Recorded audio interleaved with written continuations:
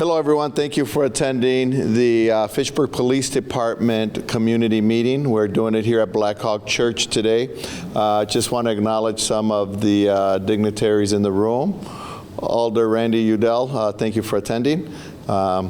We also have Colleen Chase, who is one of our new standing board members for the Police Foundation. You'll hear more about that in next month's meeting, as well as our community park meeting that we're going to have next month.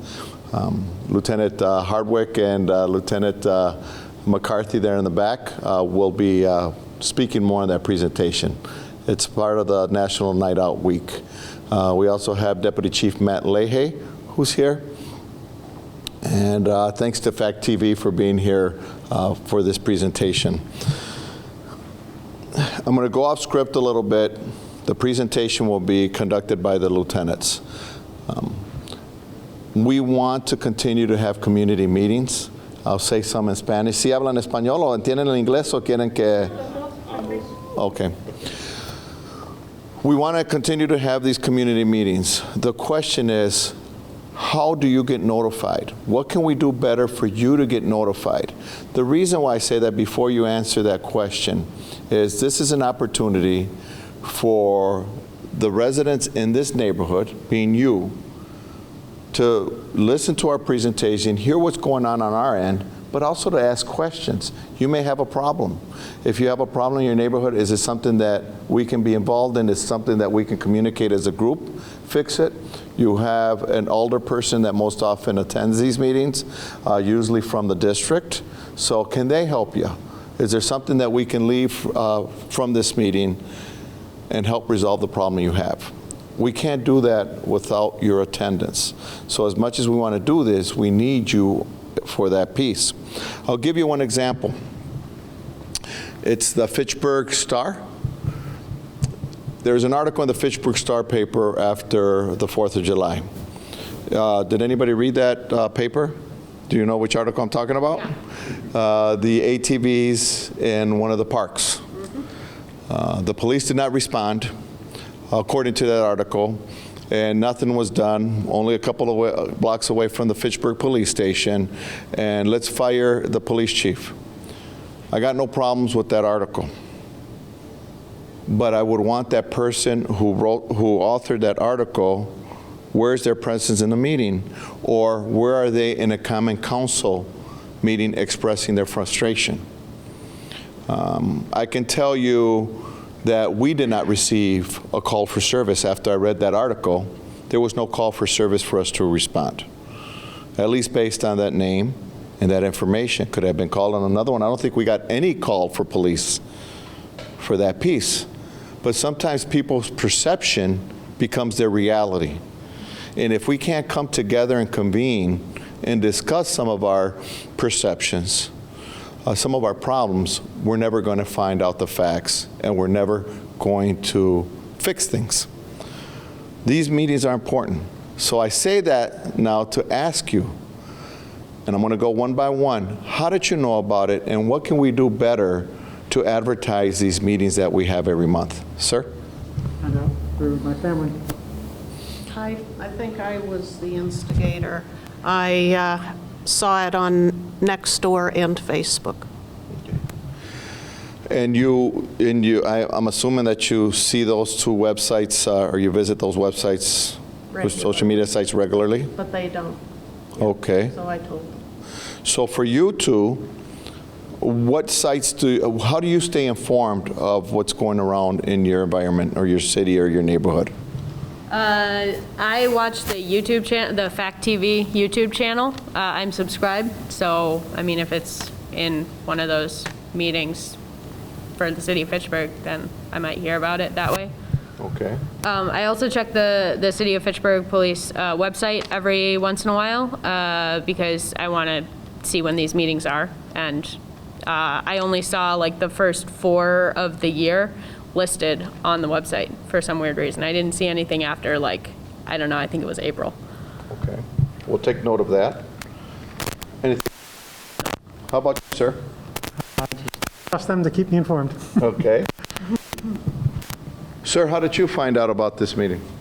My wife and I run the neighborhood Facebook group. We follow the Fitchburg Police Department Facebook, get the notifications there, and then we be sure to share them to the neighborhood site. So we find out about it that way and then try to spread the word. And I think if the department doesn't already have a list of neighborhood Facebook groups, next door, things like that, that they can send out information to, that would be a good thing to do.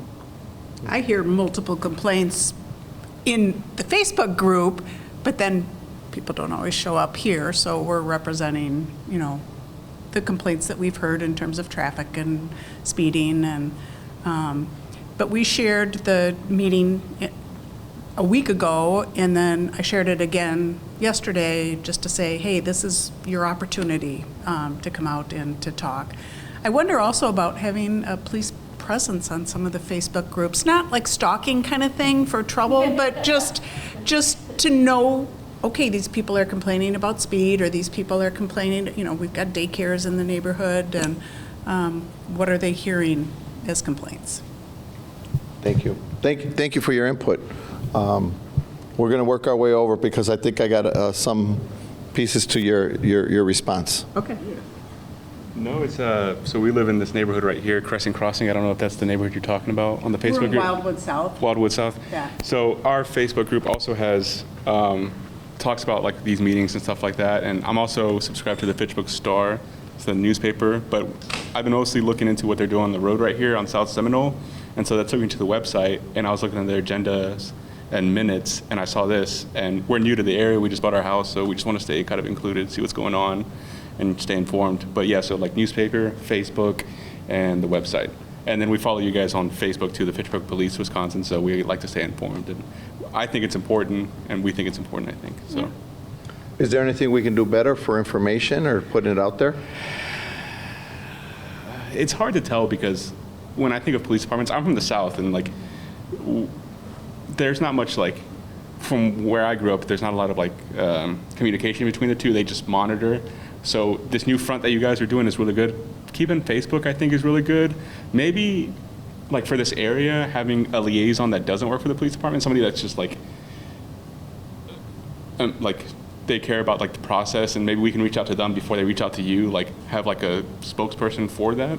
Like you said, it's really important for you all what you all do. So maybe like us having your communication on Facebook, saying like, hey, this is what we think. And if you come to these sort of things a lot, then voice our opinions like that. But yeah, maybe having like a liaison, something, because I know that you guys get so many calls probably.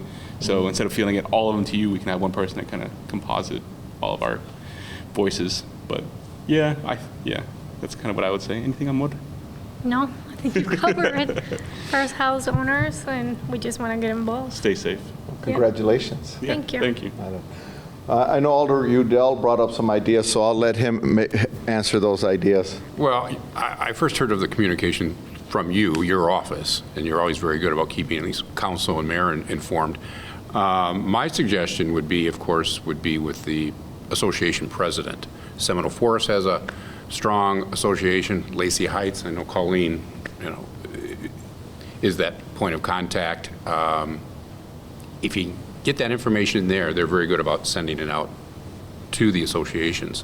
I mean, that covers a large portion in District 4. There's other associations, Wildwood South, such as yourself. I'm not sure beyond that, how active. Yeah, yeah. But I mean, there are some that, at least in Seminole Forest, there's a large number of email addresses as well. And I don't know how active all the associations are. If they have email addresses, a lot of residents don't want to give up the email address to, so, I mean, that's a start. Yeah. I will tell you, I'm sorry. Oh, I just had one more idea. I liked what Randy said about the neighborhood associations, but also another idea is to put a flyer up at the library. I think a lot of people who may not be connected to these other websites might notice a flyer there. Okay. Thank you.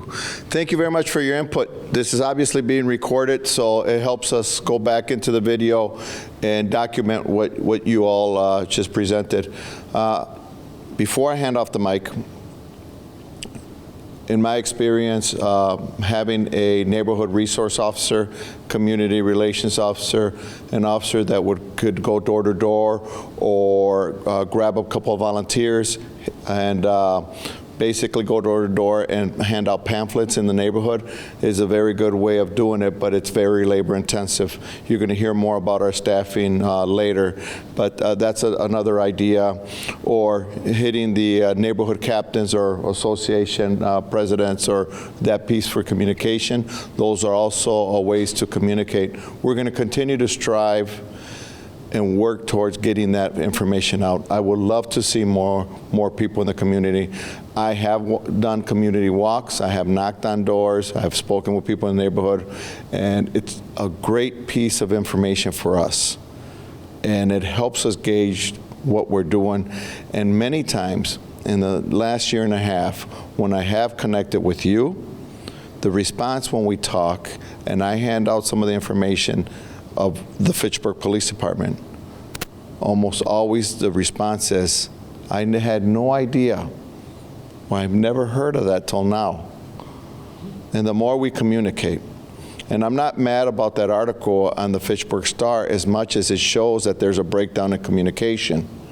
And we need to communicate. And if that person would, first of all, I would love to have a conversation, but more so, let's get rid of our perceptions and talk about reality. With that, is it you, Ned? I'll pass it on to Ned. Thank you. You can have this. I'm mic'd up, so. Good evening, everyone. My name is Ned Hartwick. I'm one of 2 lieutenants. So the chief introduced the deputy chief and Lieutenant McCarthy and I. So in our command staff, there are 4 of us. We'll talk a little bit more about staffing here. My perspective is that for many years I've been doing community meetings like this, particularly going to neighborhood associations, homeowners associations. And I'm just going to put everyone on the spot here again. I'm not going to put the microphone in your face to ask you to answer the question this time. We've gotten everyone on camera. But in your neighborhoods, and when you're talking about these Facebook groups and other email communications, are people communicating when there's a problem or when they're complaining about things, or do people tend to talk about, let's get together proactively and get out and do things together and maybe avert problems, right? So we tend to get people together when there's an issue. We were in this meeting room a couple weeks ago when we were talking about the detour traffic coming through this neighborhood, right? And now that was certainly one way for us to communicate and get to know one another, but how many people in our community these days could identify how to get a hold of their 5 immediate neighbors across the street, behind them, to either side? How many people know their neighbors' first names or their dogs' names? Or those types of issues, right? So I think the one thing is that we all talked about social media and websites, and that's great. We can connect with someone across the world in a matter of seconds by going online. But how good are we at connecting with the person across the street, next door, the elderly person that might need help shoveling their driveway or collecting their mail, right? So my push when we come to these types of meetings, we can talk about what the police department's doing, what the city's doing, but what are we doing for each other? And some of these problems that we're going to talk about tonight that are facing our community are not just the police department's issue. And for hundreds of years, police departments have basically taken the stance that we're going to take on everyone's load, everyone's problems, and we're going to try to solve them. And really, hundreds of years ago, a very famous person in the history of police work basically indicated that police are really, everyone is a member of the police department. We're paid to do that work, but you all are part of solving the problem. So we're going to talk about some of the problems that we're experiencing tonight, and some of the things that we can do to address them. I have a bit of an ambitious agenda that's up here to talk about, but just to let you know what we're going to do, this really is about the Central District, so we're going to talk about what the Central District is. We're going to talk about some of the things that are going on in the Central District, but just as importantly, we're going to talk about some of the things that are happening with the police department in particular to help kind of inform you and those watching the challenges that we're facing, how you can help, and really, as the chief indicated, this spreading some awareness, because I think it's very easy for people to draw some conclusions, make assumptions about what police services are out there in the community. For those of you, I'm just going to throw this out here. Normally, I don't make this that interactive, but if someone were to guess, throw out a number. How many police officers are employed by the City of Fitchburg Police Department right now? 74. Okay, I hear a 74. Any other numbers? 25.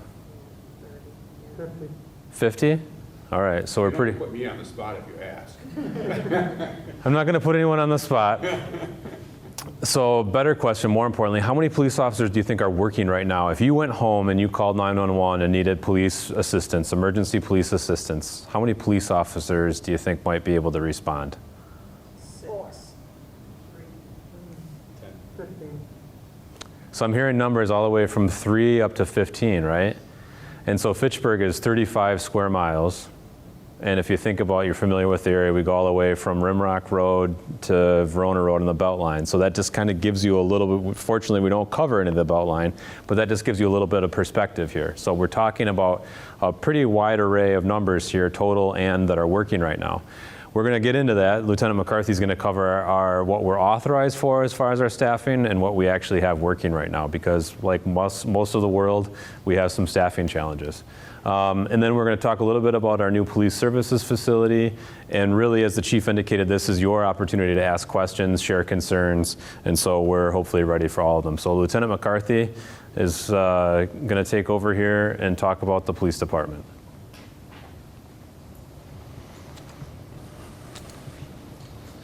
Thanks, Ned. So I am Drew McCarthy. I am Lieutenant of the Patrol Division. Contrary to the support services, I handle everything in a uniform. Pretty much everyone that looks just like me. They got a lot of their equipment up here and on their belt nowadays.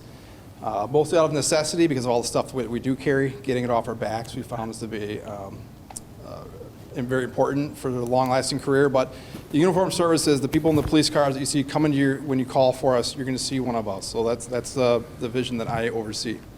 As you said, 35.5 square miles is our map. It's very large. Sometimes it doesn't necessarily feel that way because we have a lot of a rural environment, a lot of farming, cornfields yet, but we've really grown into this in the last 20, 30 years. And we're continuing to grow. So if you think 35 square miles, that is pretty close to the actual geographical size of the city of Madison. We just don't have the population that they do. We're growing, but it's a large area for us to cover.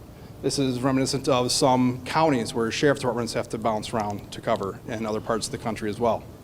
150 miles of roadway, 33,000 residents and climbing. I think the latest trend was around 700 to 750 residents per year is being added to our population in Fitchburg, which is good. There's a lot of neighborhood development, right here.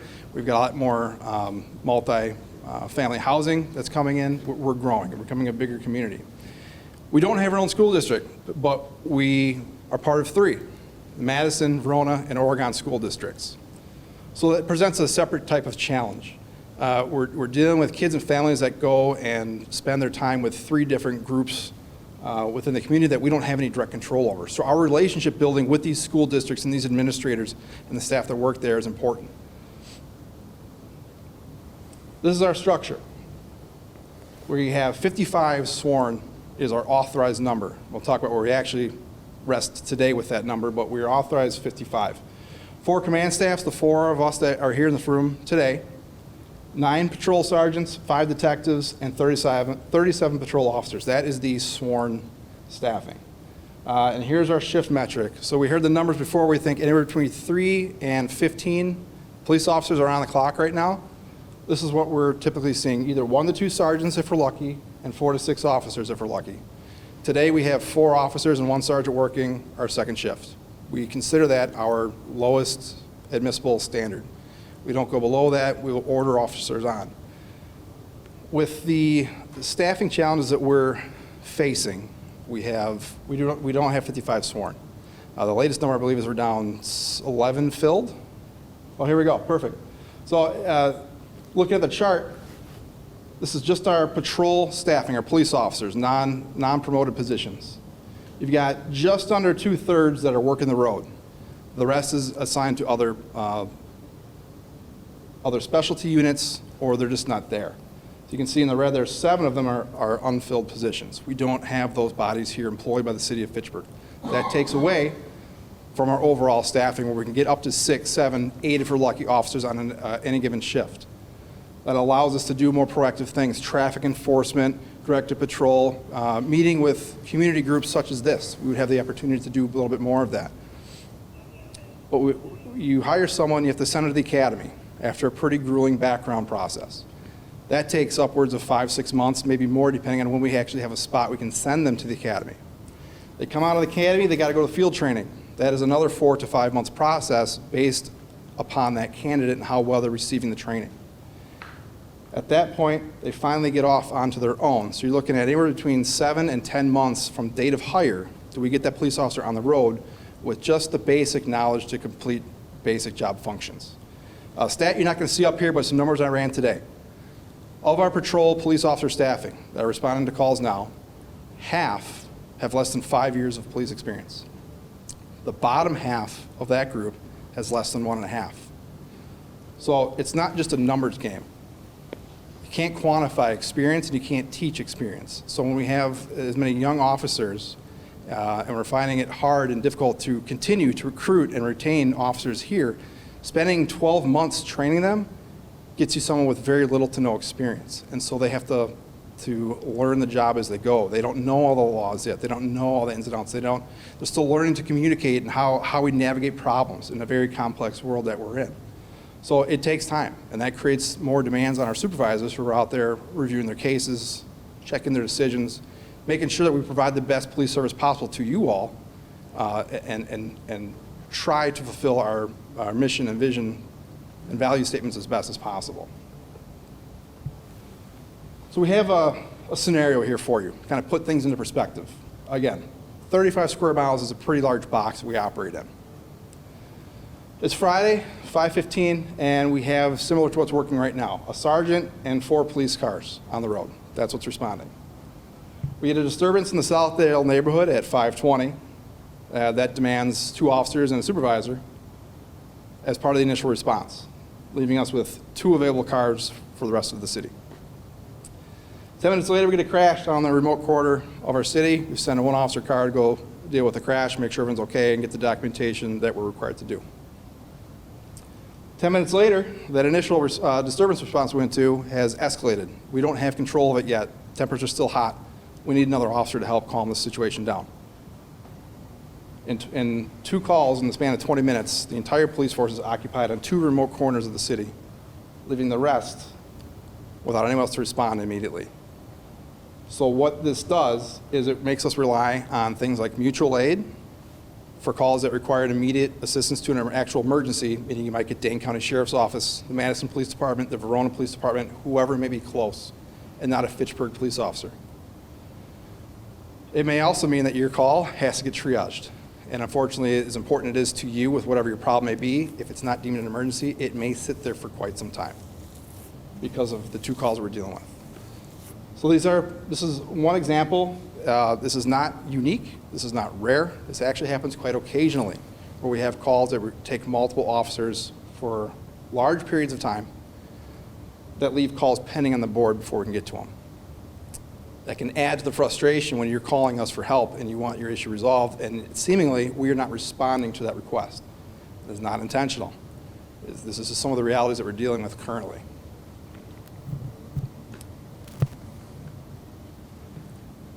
I'm going to hand this back off to Lieutenant Hartwick, who's going to brief you on some of the things coming, the discussions that we're having at the city level with the new police facility.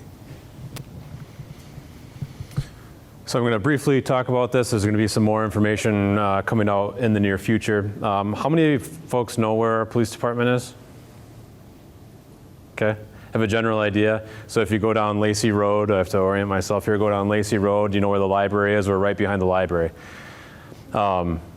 It's not very easy to find. We're on the lower level of the City Hall building, so we share a portion of the City Hall building. And that City Hall building, as nice as it looks, was built in 1999, occupied in 2000. So now, hard to believe, time flies here, but 23 years later. And in 2014, So not even 20 years into it, the city identified, the police department identified that we were already growing at a rate that that building was not able to handle. So a space needs study was done, and they identified several critical areas of the police department that needed immediate attention and more space. And so that space needs study was done with the intent to start the process to build a new police services facility. And so now, several years later, here we are in the beginning process of designing that police services facility, and right now that building is slated to go on the corner of Lacey Road and Fish Hatchery Road. So a couple of reasons why people are going to look at that potentially and think you don't need a new facility. Well, there are a couple of things to think about here as we think about this process here. City Hall is growing much like our city. So our City Hall has run out of new office spaces. So as new staff come on board to accommodate the growing needs of the city, there is no place for them to go. One of the other issues is that our building is not really built as a police department. There are some police department features in there, but we really need a more suitable space and one that's much larger to accommodate our officers. We are out of lockers for male employees. We have no more lockers in the men's locker room. There are a number of things that we can point to where we need more suitable space. Accreditation and safety. So accreditation is a process where best practices are employed. A certifying agency will come in and tell us what the best practices are and where we meet those standards, or if we need to work to meet those standards.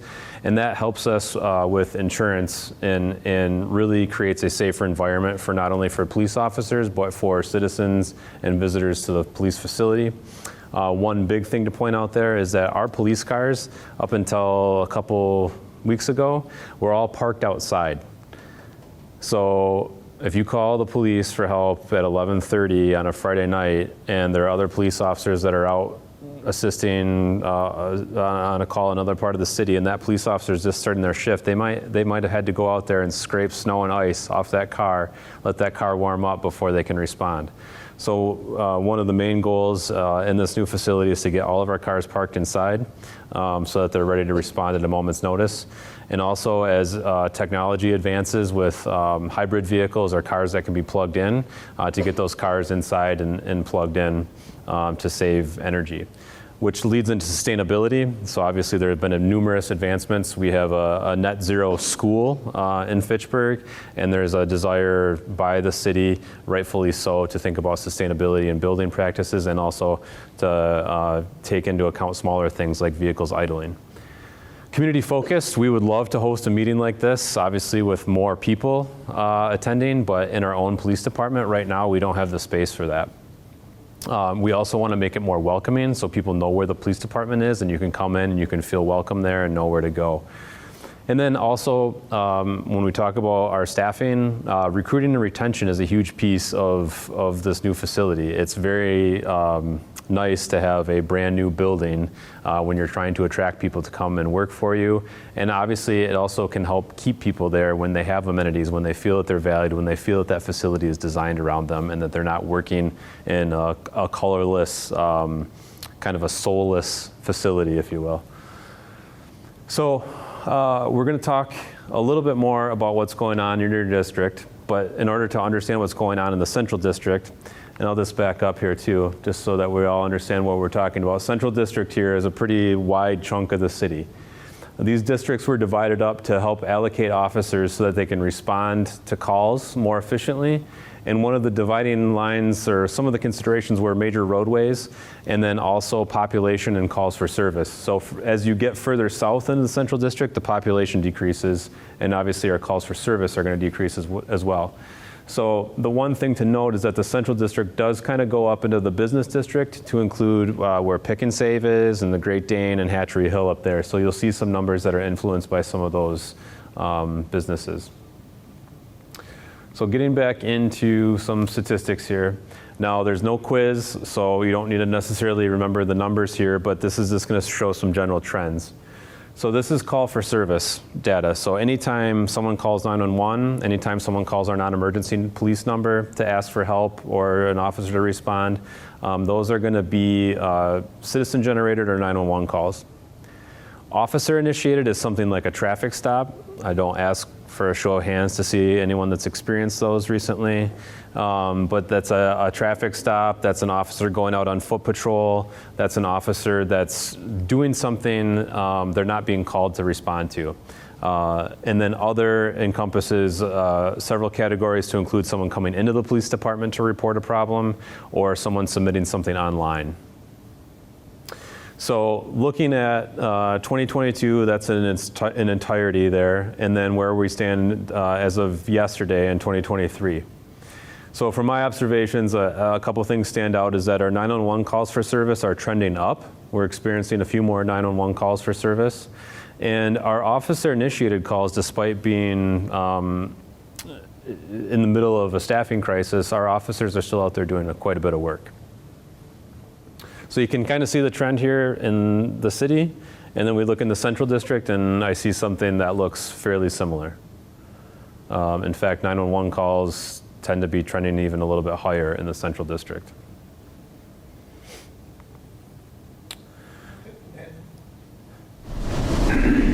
What percentage of calls are 911 disconnects, and where do they fit in the numbers? So those do fit in 911 calls, just in general, and we are experiencing less 911 disconnects. So the question is, if someone calls 911 and they don't stay on the line. Sometimes it's by mistake, sometimes it's for another reason. The other thing that we're seeing is with the advent of more wearable technology with iPhones and Apple Watches, we're seeing people mistakenly dialing 911. So I know some other agencies had reported a significant increase in 911 disconnects, but we didn't see that same significant increase there. Moving to violent crime. So violent crime is really distilled down for reporting into 4 key categories down there. So aggravated assault is something more than just someone being punched in the face. And it's going to involve some other factors. And these are really the 4 main violent crimes. When you hear cities report out their violent crime or comparisons, these are what we're talking about here. So this is, again, citywide. And the message that I want people to think about here is that Fitchburg is a very safe city overall, much like the city of Madison. That's not to say there aren't challenges, but overall, you're not going to be experiencing when you're walking through the neighborhood, you're not going to be robbed when you're out. These robberies that are occurring that are reported are either business robberies or a lot of times they're drug deals that are gone wrong. So we're not seeing muggings, we're not seeing those types of things occurring here. Looking into the central district, again, some very similar trends. Very, very safe overall. Gun violence is something that is fortunately not really impacting most of the central district, but this is one thing that I talk about very passionately because gun violence impacts everybody and it can impact anybody. This chart here shows going through the last 5 years, going through to 2022. So the gold bar is the number of shots fired incidents, and the black bar are the number of people who've actually been hit by gunfire. This year, in 2023, I think at last count we were up to 15 shots fired incidents, I want to say roughly. But notably, we had 3 people that were hit by gunfire in one single incident. So we had a shooting on Memorial Day where 3 people were shot, 1 person with very significant injuries.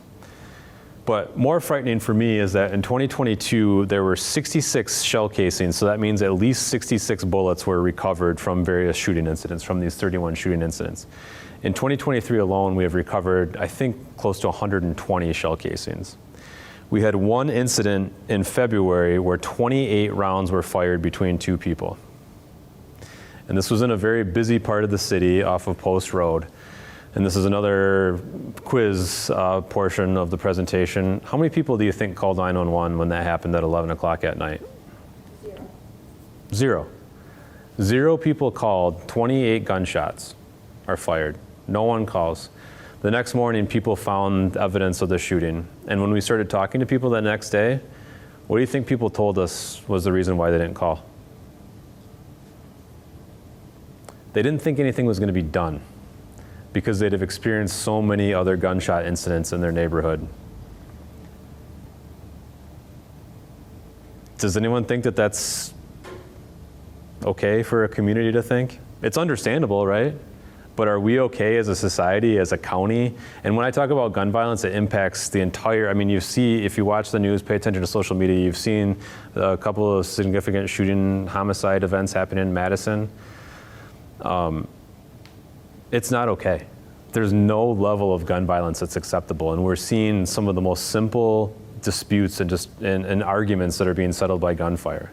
Some of these incidents are related to drug deals that have gone wrong or other criminal activity, but a lot of these things just come down to someone being disrespected, someone saying something online, and now they're going to settle those things with gunfire.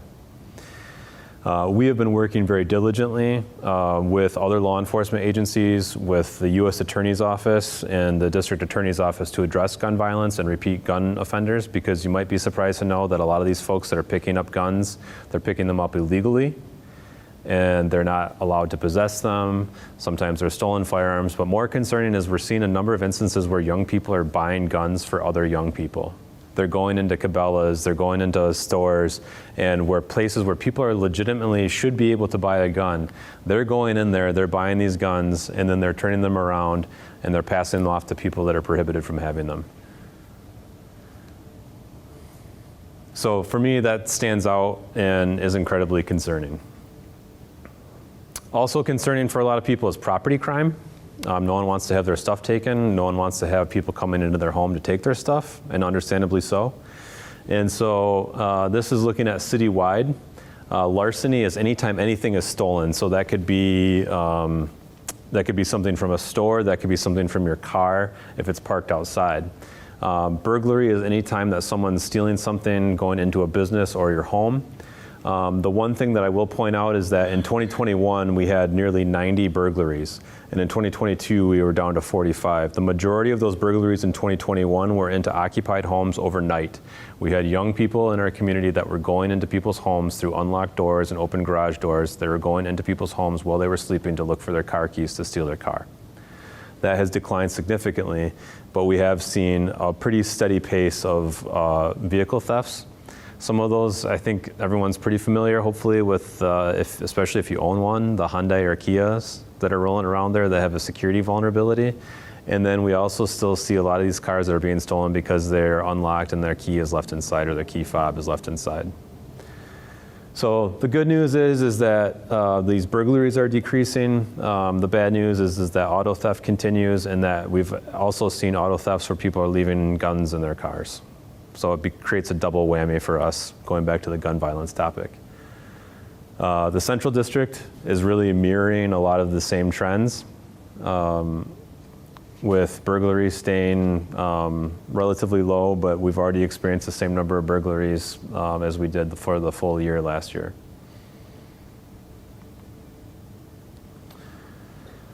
Traffic concerns. Traffic, and there has never, in the history of my attendance at community meetings, there's never been a meeting where someone hasn't brought up traffic.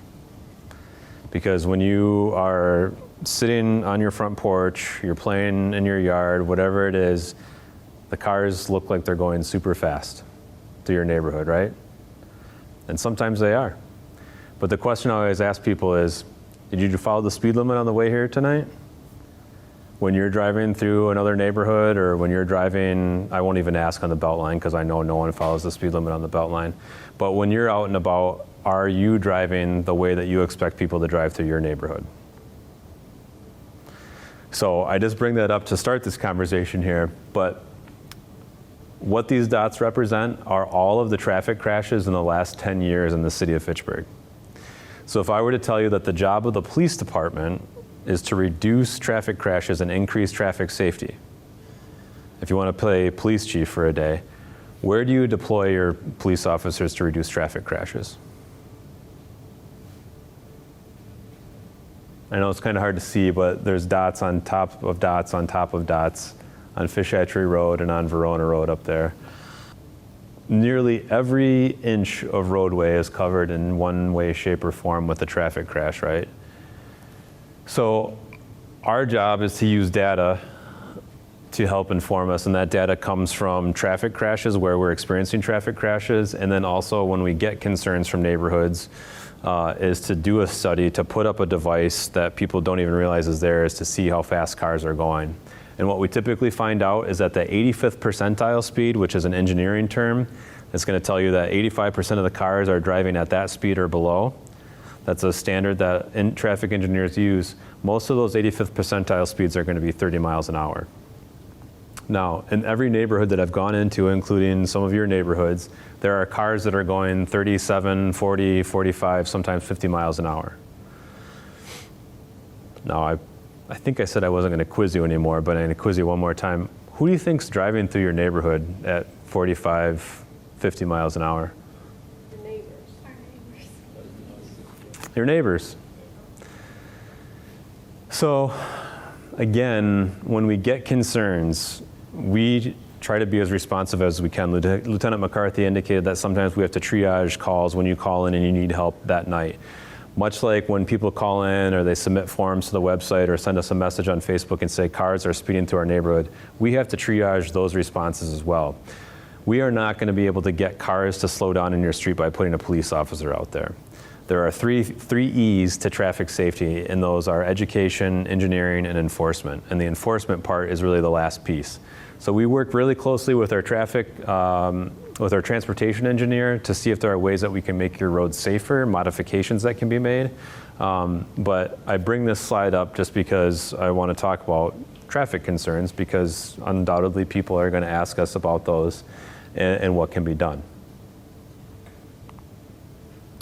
So just a few more minutes of me talking here, and then if you have questions, we'll be happy to take them. But I just want to cover a few bigger points here. So our crime stats, as I mentioned, Fitchburg is relatively safe, and go on in many instances, very safe. Our crime statistics, people will point to often, they'll say things like crime is declining in Fitchburg. Well, if you saw, fortunately, we don't have a lot of crime in a number of categories, so it's kind of hard to compare when you go from, say, 22 to 14. We're not going from 300 down to 20. So we have an ebb and flow of some of these trends, is what I'm trying to say here, is that some years, for no particular reason, we may end up having more burglaries or more auto theft. So our crime statistics don't necessarily tell the whole picture, and they also kind of ebb and flow back and forth between years. The one thing that even if our calls for service may decline or significant cases decrease is that all of our work has become much more labor intensive. We go into a neighborhood now because someone's car got entered or their house was burglarized, and it used to be that maybe 6-7 years ago we might find one house that had a camera on it. Now we go into some neighborhoods and you go to a house and they might have 10-15 cameras on that house alone, right? Most people, a lot of homes now at least have some measure of home, either an alarm, a camera. And so what that means for us is that when we go out there and we start looking for evidence, we get all these video files, which are great, but then someone has to sit there and look at them. And that person is a police officer who then isn't out in your neighborhood watching for speeding cars, who isn't able to necessarily handle a call for service. So our work has become labor intensive. The other thing that makes our work more labor intensive, everyone, unless you're super cool and you still have a flip phone, has one of these in their pocket. And this is a portable computer, and it is full of all sorts of information, and it is frightening how much of information that collects about you. But when we arrest someone for a crime and we look at their cell phone, that's a whole bunch of evidence for us. So that means a whole bunch of time that it takes to assess what's in there and to make a case and to hold people accountable. All of this means less time for us to do the things that we want to do, like be out in the parks playing basketball, coming to meetings like this, meeting people when there's not an emergency. Those things are tough to do when we're going from call to call with fewer people. And then on top of it too, the bigger picture is that we're growing. I leave the office and I drive to parts of the city that I don't get to regularly, and something else has popped up. There's another apartment building with a couple hundred more people moving into it. And so sometimes that means that we're going to get a lot of calls for service, and sometimes that means that we might not get calls for service there now, but maybe 10, 15 years from now, we're going to get a bunch of calls for service there. So to kind of tie a few points together here, the chief mentioned it here, there was a letter to the editor in the Fitchburg Star. talking about a lack of police response on July 3rd, and we received some kind of complaints after the fact about our response to fireworks, or lack of response to fireworks. And one of the things that was pointed out, and I bring this up in other community meetings, is that just because you live close to the police department does not mean that we're going to respond faster. We are not the firefighters that sit there and wait for calls to come in. We're constantly on patrol. So this is July 3rd. This is Monday night before the 4th of July. A lot of people were out celebrating early. And I share this just to kind of, again, tie in a couple points. We had 1 sergeant working and 6 officers and 1 dispatcher. So when you call that non-emergency number, you're talking to 1 person. There's no other people to pick up the phone. So that person is often asked to do a lot, especially on busy nights like the 3rd or 4th of July here. So I bring this up just to illustrate a couple points. This is from 7 p.m. to 10:20 p.m. And if you are familiar at all with where all these streets are, these officers were going all over the city that night. And then at around 9:30, which is also right around peak traffic time, we got a report of a rollover crash on Highway 14. So that took our entire shift over there. A rollover crash on Highway 14 is bad news in a number of ways, but then you add in the traffic that has to be controlled and dealing with potential injuries and really investigating what's going on. That traffic crash ended up being an OWI arrest, and so that one officer was off the road for a couple hours right there. So you can see here we're getting fireworks complaints, or officers are noticing fireworks throughout the city. And then we're also dealing with these other calls for service. And then on the 4th of July, a very similar situation here, where in the matter of minutes, we're dealing with 2 domestic disturbances. And then 8:30 p.m., and a lot of folks don't know this, especially folks that are new to the community, is that the city has 2 correctional institutions. And then adjacent to those correctional institutions is a Department of Corrections home for youth. We get called there to investigate crimes that occur, disturbances and things like that. And so at 8:30 p.m., we go all the way down to County Highway M, basically down to Oregon, to then deal with this disturbance that's occurring down there. So this is what our 4th of July night looked like. And we have 6 officers, a sergeant and a dispatcher that are trying to do their very best to be responsive. But obviously we can't be everywhere at once. And on busy nights like that, we have to triage our calls. And so we're paying close attention to fireworks that are going onto people's roofs. And for every fireworks complaint that we were to stop out at, then that means that we're not able to go on down the street to the next person's house who's shooting off fireworks. Another thing that I'll point out here is we are now adding monthly updates onto our website. So you can take a picture of that QR code and scan it, or you can go on our website and you can get our monthly update. But as the chief alluded to, when we talk about some of these incidents and we share them, people say things like, "I had no idea that happens in Fitchburg." And again, it comes down to awareness. It comes down to whether it's getting to know your neighbor on a first name basis or knowing what's going on in your community, not waiting until that emergency is happening to stay informed. So, it might not be as exciting as like People magazine, but it does provide a little extra information as to what's going on in the community. I can entertain you for about the next 3 hours. I have a whole nother slide deck full of crime prevention information and all sorts of fun stuff. But we are really here to answer your questions and help provide information. So with that, what questions can I answer? Yes, ma'am. Do you find that the signs that show what speed you're going as you drive by it actually help with decreasing people's speed?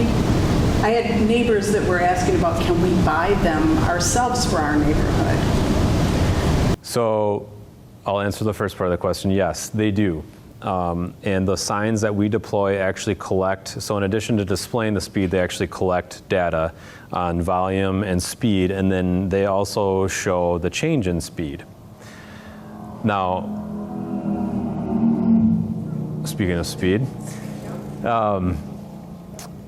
since this is your portion of the evening, I can ask another question. I can quiz you, even though I said I wasn't going to.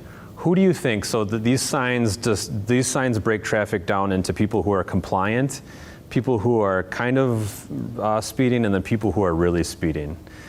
Who do you think has the greatest change in speed when they see those signs? Which one of those three groups? The people that are really speeding, the people that are kind of speeding, or the people that are already going the speed limit? Kind of speeding would be my guess. It would be my guess too, but the people that decrease their speed the most are the people that are already going the speed limit. So we have people that are going 25 miles an hour or 23 miles an hour. They see that sign and panic, and then probably decrease their speed down to like 17 miles an hour.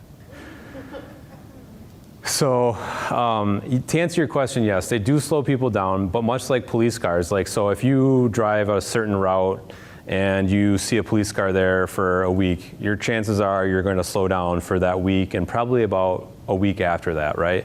But if you go a week and you don't see that police car there anymore, you're probably gonna, your speed's probably gonna pick back up, right? So my point is with the sign is that I think our greatest success are when we rotate those through neighborhoods rather than having one up permanently. Because like if you think of the signs that are out here in front of the school, or there's signs on East Sherrill, I think if you were to capture that data, you'd probably see a similar trend. People just know that they're there, and it brings awareness, but it probably doesn't change a whole lot of behavior. Now with that, may I comment? Because last year, as you know, I offered an amendment to the CIP process, and 2 permanent feedback boards were offered for each district. There is a cost, but as well, we're working on the software now. I often get approached from residents, what can we do about speed? As you know, what do? I turn to you. And then we put the numbers together, the data, and then we say we can't do too much.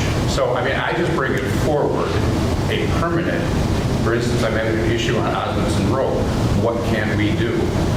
And to me, this is just a piece of the solution, a permanent. Otherwise, we're always reaching to you to move that one that you move around all the time.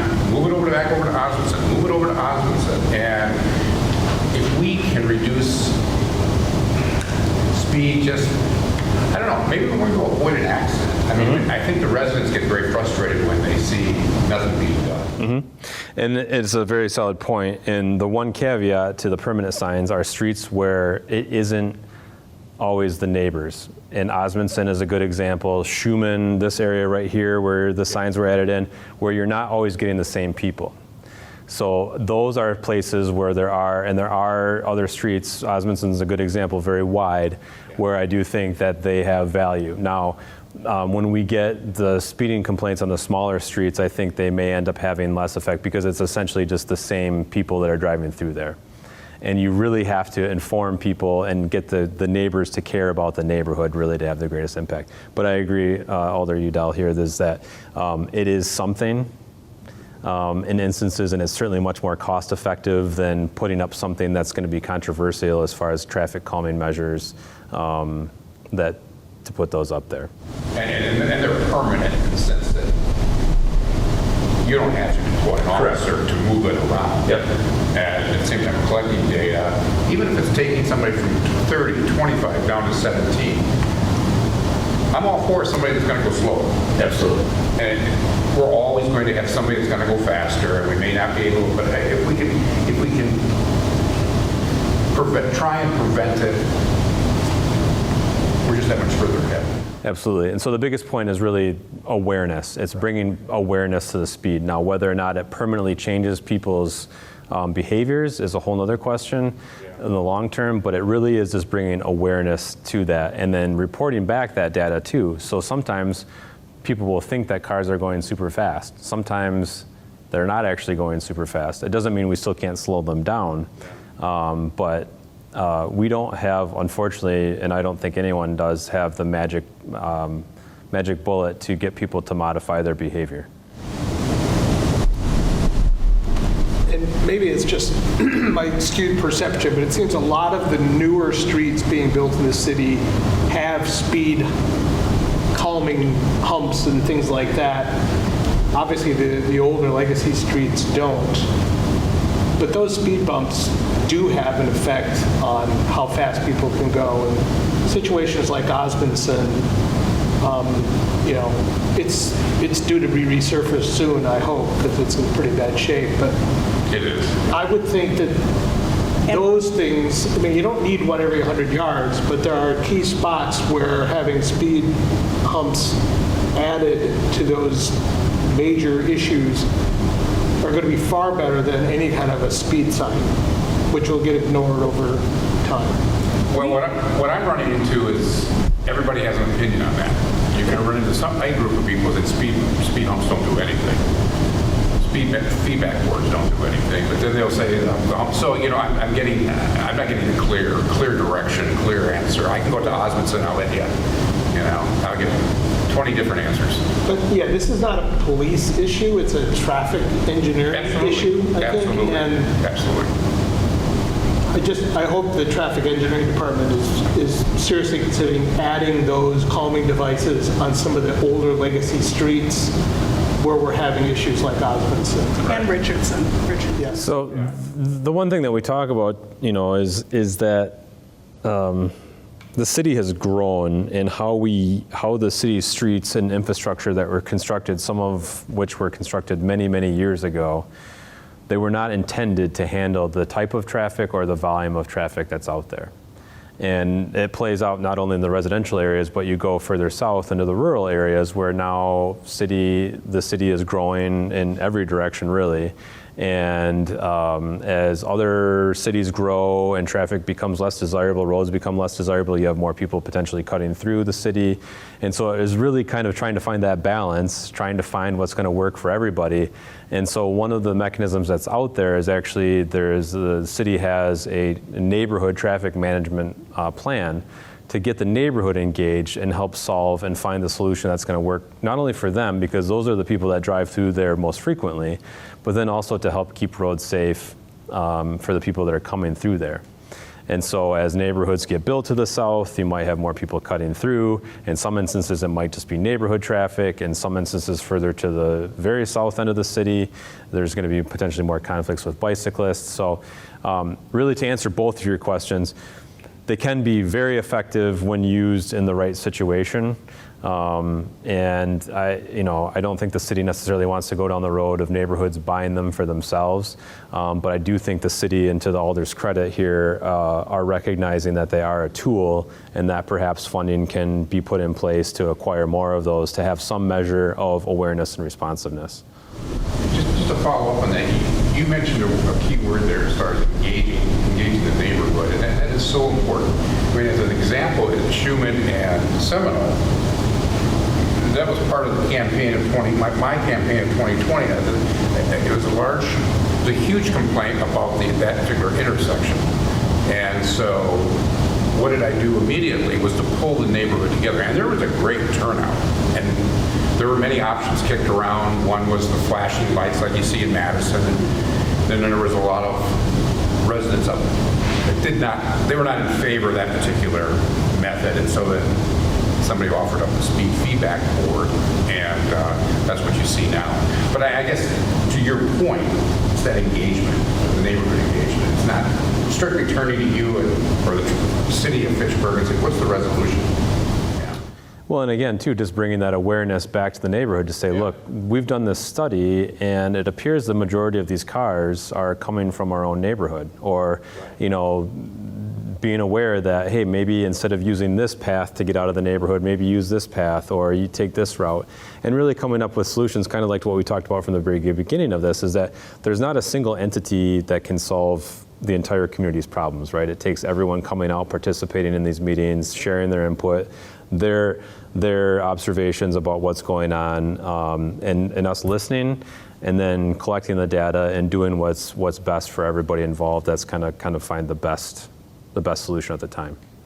Does that answer your question, I guess? I had a bit of a conversation. So It's not, again, if I can find the one traffic calming solution that's going to fix everybody's problems and be cost effective, then that would be awesome.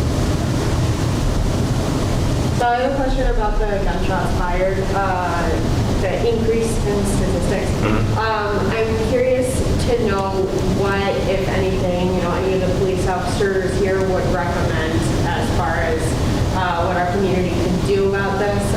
Specifically, at one of the previous meetings, there was a mention of a secure gun storage law, and I don't know anything about, how they can get a law passed in the city of Fitchburg, but I did see that, the state doesn't have any restrictions on what cities can do.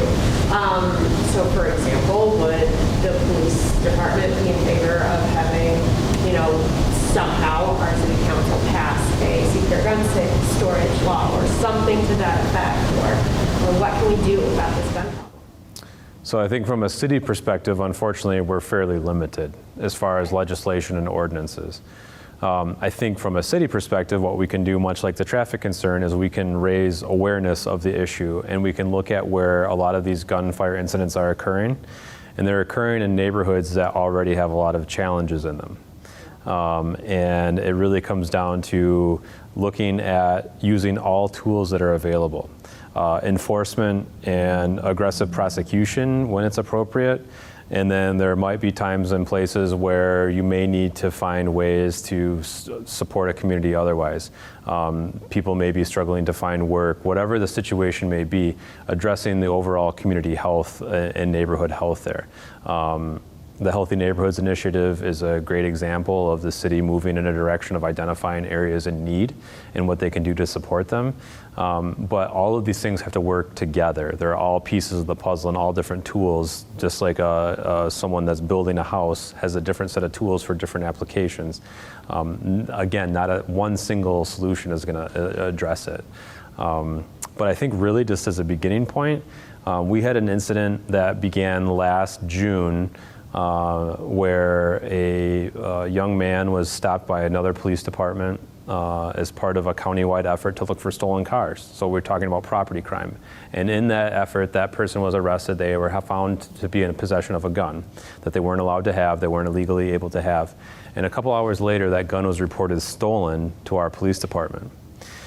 So through our investigation, we were able to determine that that gun was not actually stolen. They were reporting it stolen to basically cover themselves because that gun had gotten in that person's hands. As we continued that investigation months later, we found out that there were a group of young people that were out buying guns, and they were specifically talking about the fact through their text message communications that what they were doing was wrong and illegal. So one of those guns was purchased and was then actually stolen by this person later. A different gun was stolen, and that gun ended up being in the hands of people that didn't need to have guns because they're actually out in the community shooting those guns. So during this whole process of this investigation here, we ended up working with the U.S. Attorney's Office because that's who's able to best handle this crime of illegally purchasing this firearm, because firearms are regulated federally for purchase. And so recently, this 19-year-old individual was sentenced to probation, 5 years of federal probation. And I was at his sentencing hearing, and his parents basically mentioned the fact that they had no idea that this was a thing, that their child, is out there facilitating this purchase of this firearm. So it really is a community awareness issue, in my opinion, that guns are in a lot more people's hands these days, and it's making for a much higher likelihood of a violent outcome.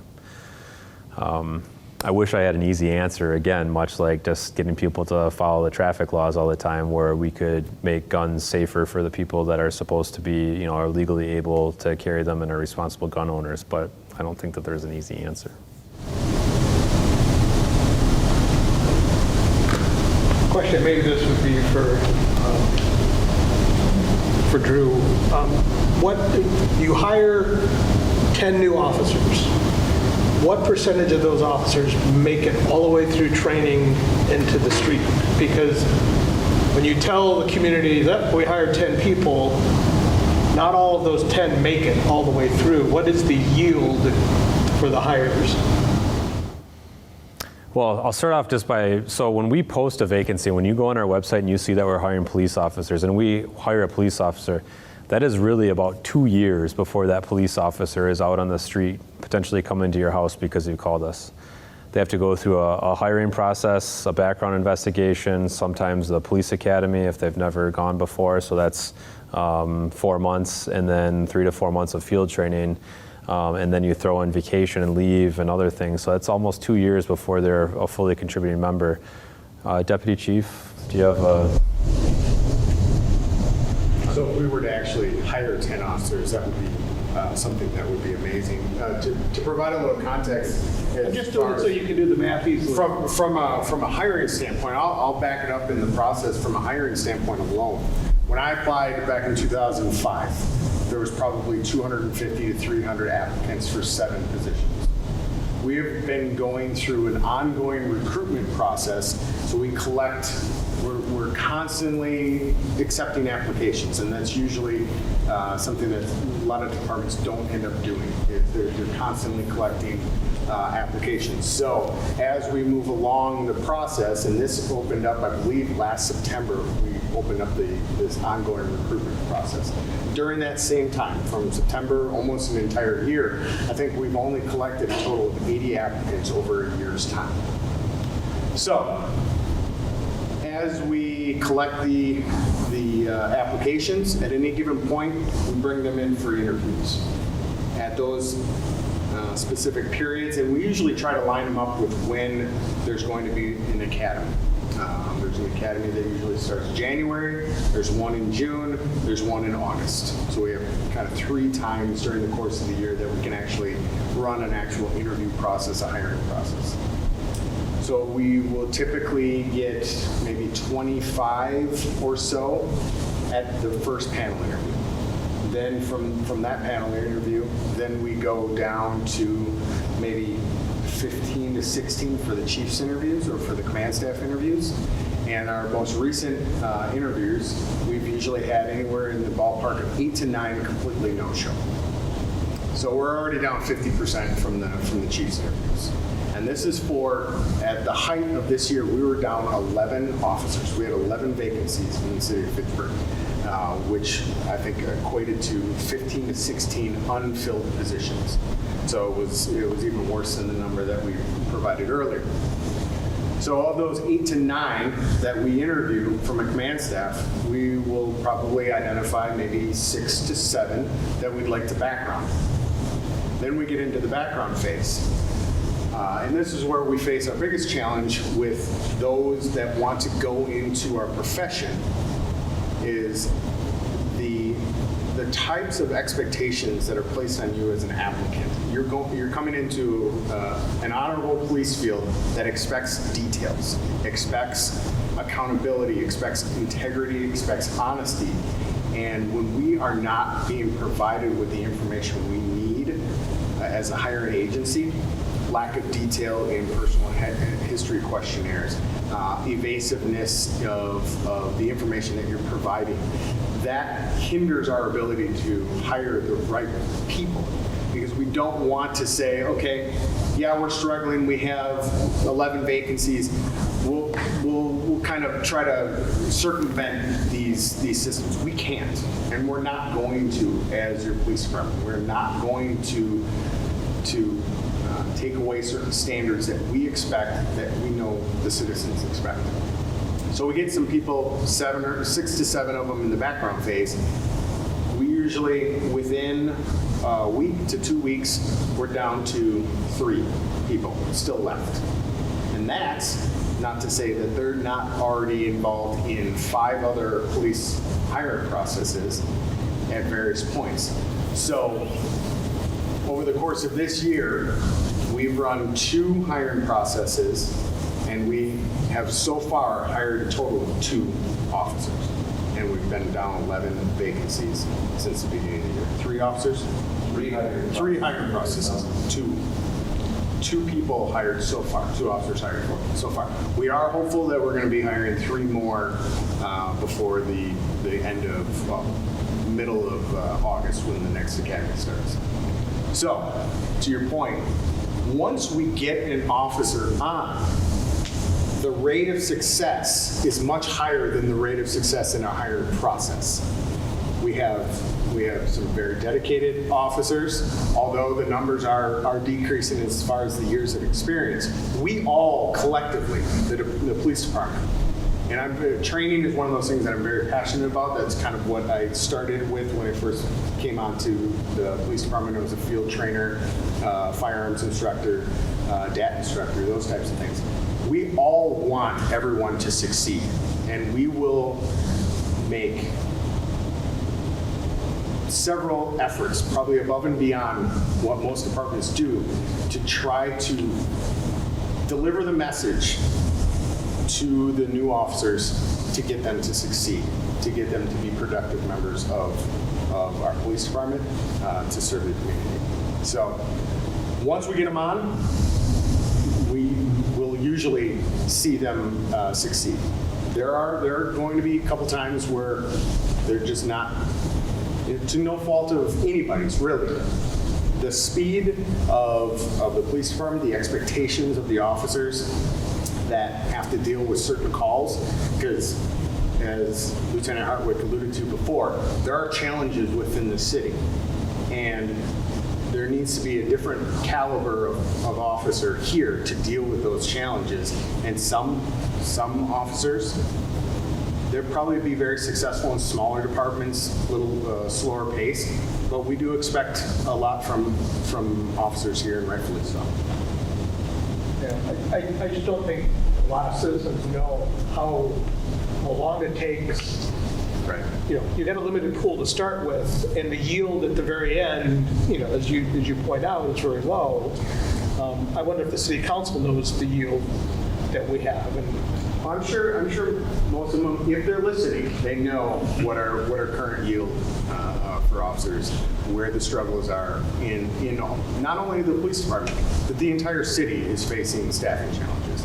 And I want to make that, and we're not alone in this from a city staffing shortage area. We have issues across the board. We're speaking very selfishly from the police department standpoint, but it is one of those core functions of a city, and we need to make sure that we have it staffed adequately and we have it staffed with the right people, and that's what we're definitely trying to do. Do you have any thoughts or comments on the issue of missing license plates, as in people will, have a car and either the front plate or the back plate is missing, or possibly in the rear view mirror taped on, but then the rear view mirror is tinted and I really can't read it? Sure. I mean, it's something that we've seen since I got into policing is a lot of times people drive around with no front plate and just have a rear plate or have the temporary plate in the back window. Is it something that we have? It's like a criminal mastermind to manipulate vehicle plates? Probably not. I mean, it's not necessarily something that we were to be overly concerned about.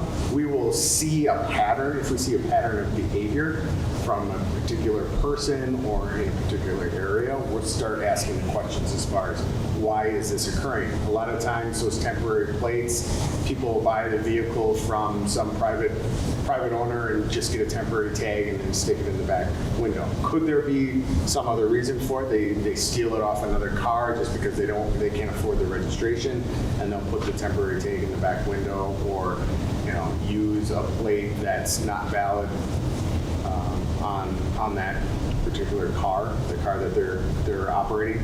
Yeah, that could very well be. And officers, I think, are aware enough that they'll try to make a traffic stop or try to understand exactly what's going on there. It worries me because, if someone is gonna sideswipe someone or do a hit and run or something, I might not be able to read the license plate. Yeah, absolutely. Okay.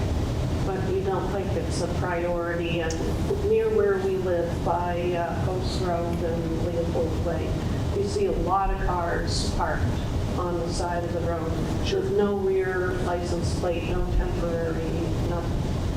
And I worry, like Ari says, that person does something shady, and I would like to report them, then I can't do it.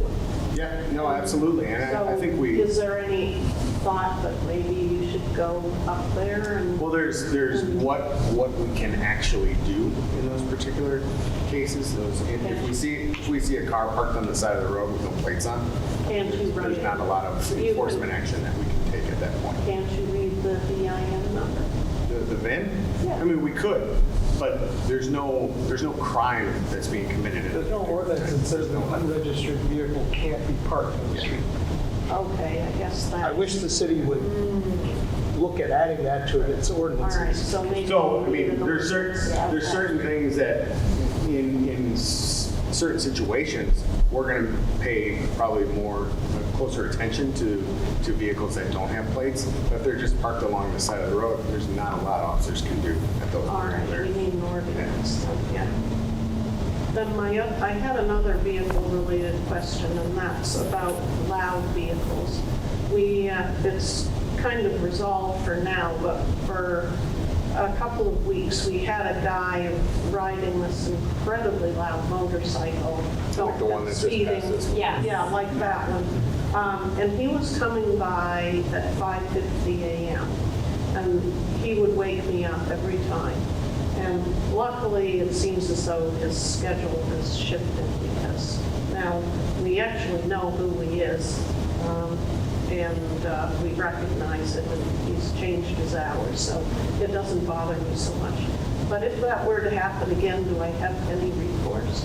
Yeah, you can absolutely call the police department and provide either the dispatcher or the officer that you speak with the details.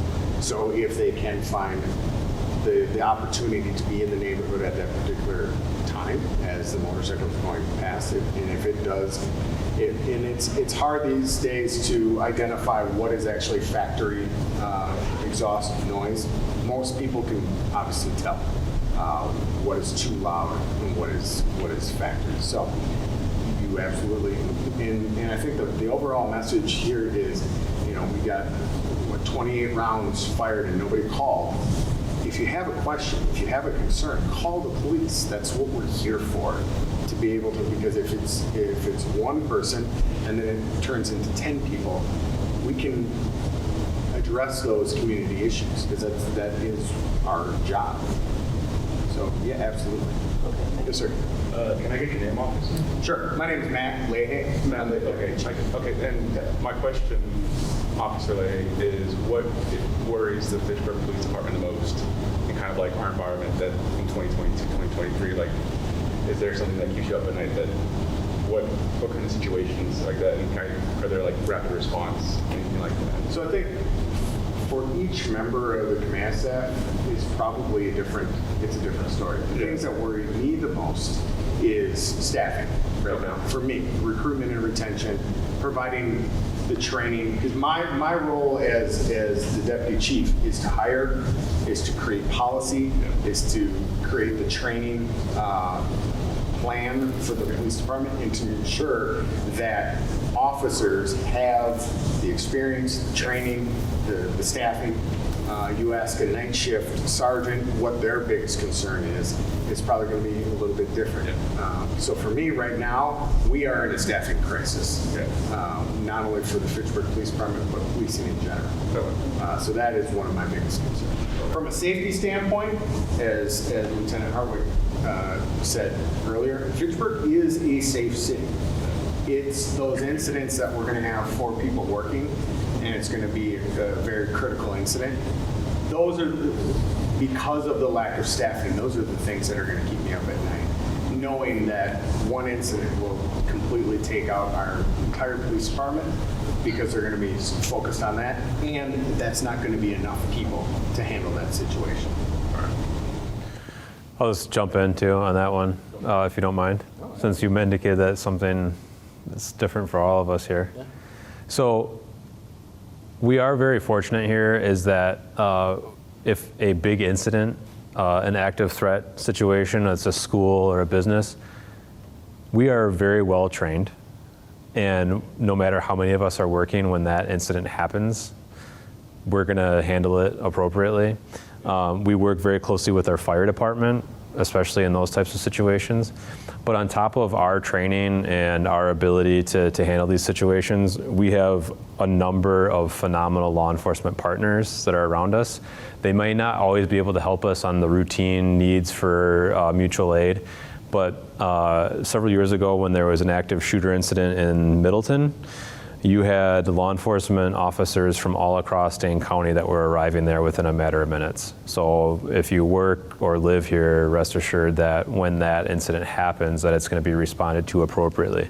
What concerns me are these bullets that are flying, and when you're at the gas station and you're going to get groceries or whatever the case may be and you're driving home, is that some other person's problem is going to become your problem. That's what worries me. What worries me is when folks are really busy in their lives, they're out doing yard work during the day, they leave their garage door open and the back door is left unlocked, and someone comes into their house at 3 o'clock in the morning to find their car keys and there's a gun involved. Those are the types of things that worry me. So it again really comes down to a community effort to keep us all safe. I have a lot more questions, but I know it's 7 and we have to. You- But what's the name of the canine unit? Drago. Drago? Drago, yep. Drago? So Drago is our canine, and he is a absolutely phenomenal dog. I wish he were here to visit. He has visited some of our other meetings. But if you come to, this is a great opportunity for me to talk about the fact that on August 16th, we'll be down at McKee Farms Park from 5 p.m. to 8 p.m. You'll have an opportunity to meet Drago. And unfortunately, as great as Drago is, he's nearing the end of his service career.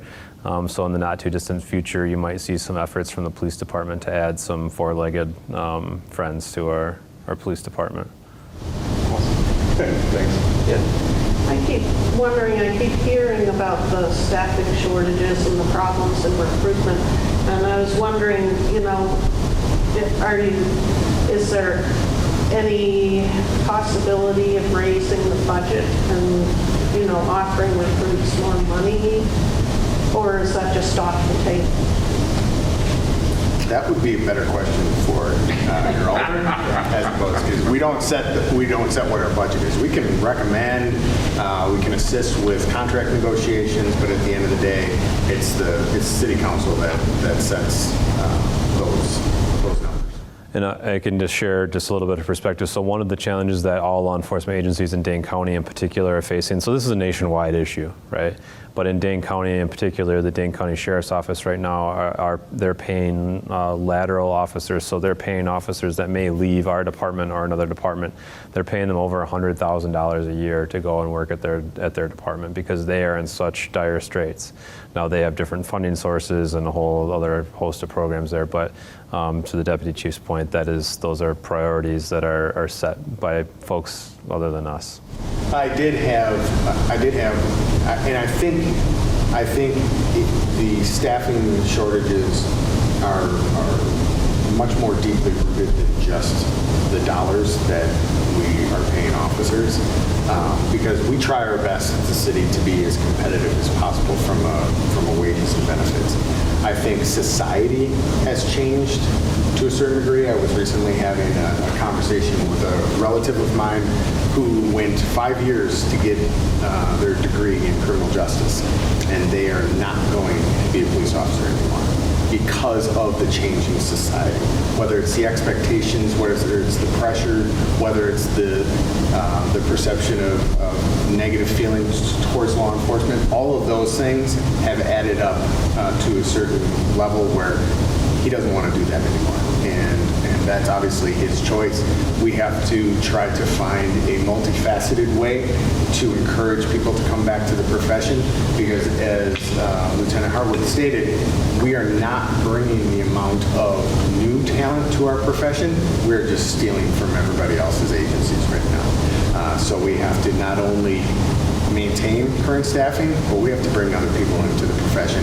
And that's not just the job of law enforcement, because we can say, hey, it's a great career, but everybody has to be stating that law enforcement are respected and it's an honorable career, and to publicly show that support, which for a variety of reasons has been obviously modified a little bit lately.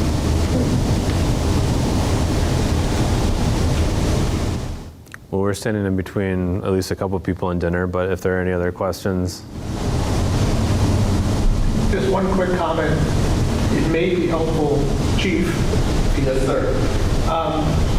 If the website had a place for questions to be submitted ahead of time for these meetings, sometimes people think of these things, but I can't make it there.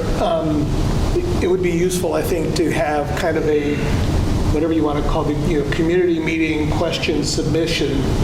So that could be something, you would come here already with a list of questions that maybe had come from a larger group than just those who can physically be here.